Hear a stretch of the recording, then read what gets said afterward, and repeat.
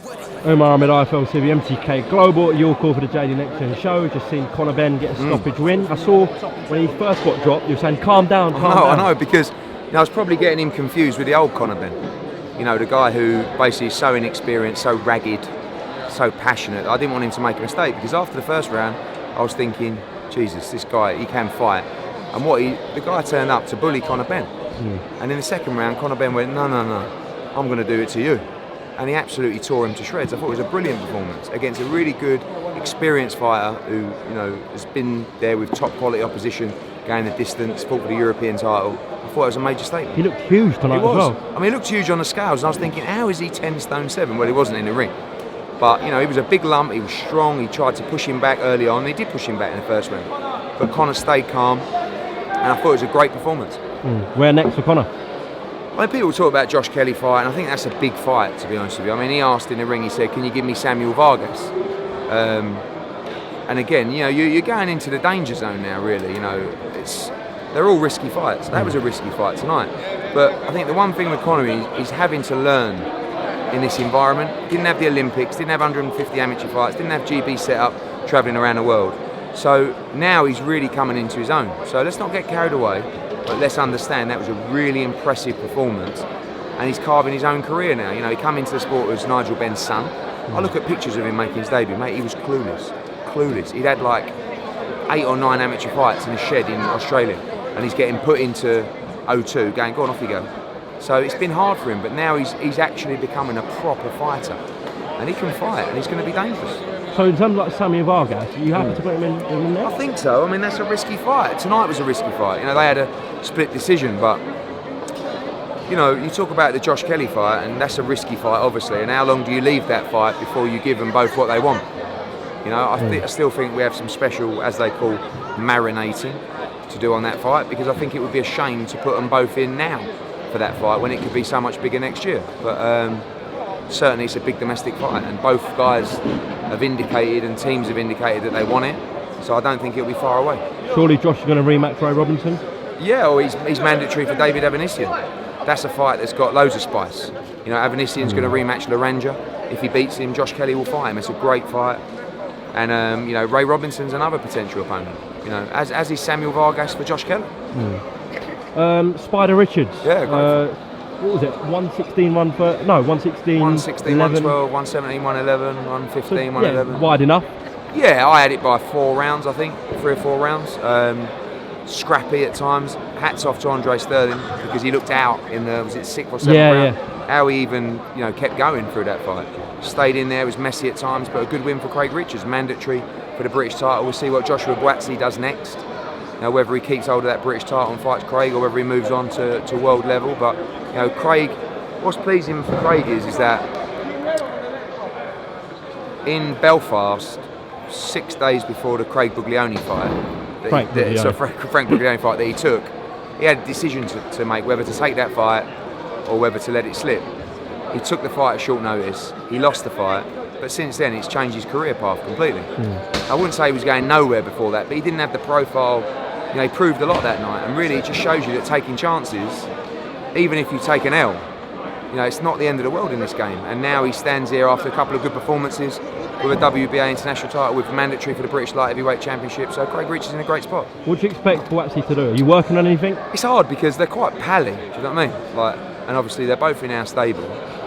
But if it's a big opportunity for Craig, it's a big payday for Craig, he'll 100% take the fight, and so will Buatsi. So it's not really about that fight. It's more about what else is out there for Josh. You know, I really. Have you been looking at anything? Yeah, I wanted to move. You know, I mean, the fight we've been looking at for a while is Sullivan Barrera. I know he lost to Jesse Hart, but Jesse Hart's a good fighter. That kind of world level name, who's obviously, you know, no longer, say world level, a good solid light heavyweight, someone that can give Buatsi rounds, and he wants to win the British outright. But you have to look at it and say, is that really an option? You know, are you really going to have all those defences? Probably not. It's not a particularly deep division domestically. Oh, for Jones free, yeah, stole the show. Really good, and you know, it's an honour to be working with guys like him, 19 years old, you know, tons and hundreds of amateur fights, lives and breathes the sport of boxing family, just a phenomenal talent, and it's great to bring him over here. I mean, when I signed over Jones I said, you'll be boxing in all the big arenas, son, in Matchroom, you know. We rolled up to York Hall, we thought, what the fuck is this? Did he say that? No, he didn't. But listen, he loved it. Fighters love it in here, and I love it in here as well. It's brilliant. So he's a phenomenal talent. I'm going to try and get him on a show next week in Providence. Oh yeah, let's talk about that quickly. Actually, You're coming out, aren't you? Yeah, I am. Andrade Selecki, good fight. Good fight. Good test for Andrade. Parker Leapai, Yafai's got a really tough fight against Jimenez. Okay. Alexis Espino, Ray Ford, Mark DeLuca against Grady Brewer, great fight as well. Really good show. Important fight for Andrade to make a statement, because now we're getting to the stage of talking about undisputed fights with Canelo, Golovkin fights, and I feel like it's going to fall through. Actually, I've just seen. Yeah, there's a lot. I mean, certainly it's a fight that the network wants to make. Good news for Andrade, though, potentially. Yeah, and Callum Smith. You know, it's a fight that Callum Smith. So it's about 400 degrees. Boiling in it. Yeah. Good news for Callum Smith. Good news for Andrade. You know, so we have to see what happens. But one thing, what we know is if Canelo doesn't fight Golovkin, then it's going to free up opportunities for Andrade and for Callum Smith, not just for Canelo, but for Golovkin. You know, does Golovkin fight Callum Smith? Does Golovkin fight Andrade? So, all to be discussed. Joseph Parker, what's the plan with him? So, obviously he's been out of the ring for a while, wanted to go in. He's fighting a fellow Samoan next week in Leapai. It's a bit of bad blood, it's going to be a bit of a tear-up, but I expect him to knock him out. And then he's ready for the big fights. Obviously he'll be watching the Chisora Spilka fight on July 20, see who wins that fight. Hunter, maybe, yeah. I mean, at the moment, we've got so many heavyweights. You go through them, like Hunter, Gassiev, Usyk, Chisora, Dylan. Yeah, I'm talking about Povetkin. Between, Are you working with Povetkin? Yeah, working with Povetkin. Yeah, still working with Povetkin. Takam. So you've got all these guys, Hergovic, who really you want to start saying to each other, right, guys, you've got to fight each other. But with the belts potentially becoming fragmented early next year, it's just a wonder whether people who might be in a position to challenge for a belt at some point will be willing to take those kind of risky fights, you know? Eddie, when are we going to learn where Joshua Ruiz will be? Next week. 100%? Okay. Loma-Campbell, Luke Campbell, purse bids extended to next week? Yeah, we're nearly there. On a deal? Yeah, nearly there on a deal. Still trying for August 31st. I want to bring Lomachenko to the UK. I think Lomachenko-Campbell is such a good fight. It's all about pound for pound great. And it will be the one and only chance British fight fans will get a chance to see him. And honestly, don't bet against Luke Campbell in this fight. Like, I know that he's a massive underdog, but I just feel he's got as good a chance as any lightweight out there to beat him. And if we can get it at the O2, I think it'll be a great occasion. And we're trying to get that finalised now. Charlie Edwards facing his mandatory Martinez, is that confirmed? Could be on that card as well. Yeah, could be on that card as well. So we've reached the deal with him. Cheers, Rob. And looking to possibly put that on the card as well. Eddie, been getting lots of tweets about Manchester. Who's headlining that show? So we're adding, July 6th, we're adding a fight there this weekend.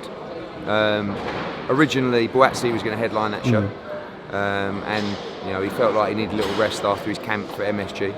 So we're announcing another fight over the weekend. British fighter. Well, that's going to headline that, yeah? Yeah, to be honest, I might headline with Massey against Akola. Yeah. Massey sold that many tickets. But it's a big name who's been in a world title fight very recently.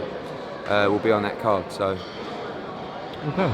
Just the last one. I don't know if you've seen Adam Smith's comments to Coogan, I think a couple of days ago, saying Tyson Fury is the best heavyweight in the world. A lot of people were like, "Oh, what would Eddie say about that?" Like, I think at the moment, Joshua's just coming off a loss.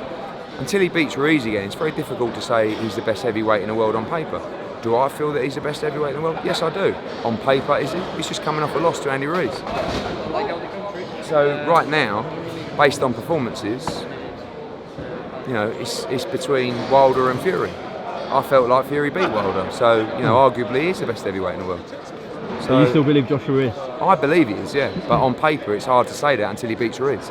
Until he gets that position back. He lost his belts. He lost the fight. So, in my heart of hearts, yes, I believe that Joshua is the best heavyweight in the world. On paper, right now, you'd have to say it was between Fury and Wilder. Okay. And again, I felt like Fury beat Wilder. It's getting late here, so last question. You might say Ruiz is the best heavyweight in the world. He's just Frank Bugliani. He thinks Dylan White's the best heavyweight in the world. Yeah. I certainly feel the best four heavyweights in the world are Joshua, White, Fury, and Wilder. But then you got to think about Ruiz, and now you got to think about Usyk. You know, you've got to think about Parker. Hergovich is a Monster. problem. Yeah. Okay. Callum Smith, Billy Joe Saunders. I think their side are insistent that an offer was sent to you or Joe Gallagher recently. Well, it wasn't sent to me. I haven't caught up with Joe Gallagher since MSG. Callum's been on holiday. So all I know is when he said he made an offer, Joe came out and said, I've not received an offer. I certainly hadn't received an offer. But during that period. But it hasn't been discussed yet with the team. Callum's away, and if it is an offer, we'll look at it. And we'll look at the financial security of that offer, and we'll look. I mean, we've got another offer for John Ryder to fight Billy Joe Saunders, and that's, it's not a bad offer. And John Ryder is mandatory to Callum Smith, so he's got a decision to make. So. Okay, Eddie, appreciate the time. Cheers, See you mate. next week in America. Cheers, mate. Cheers.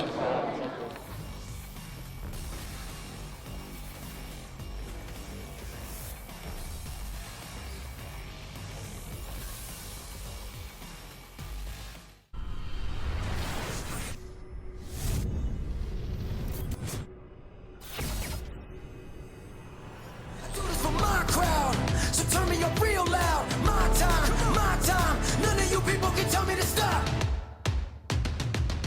Yeah, so what are you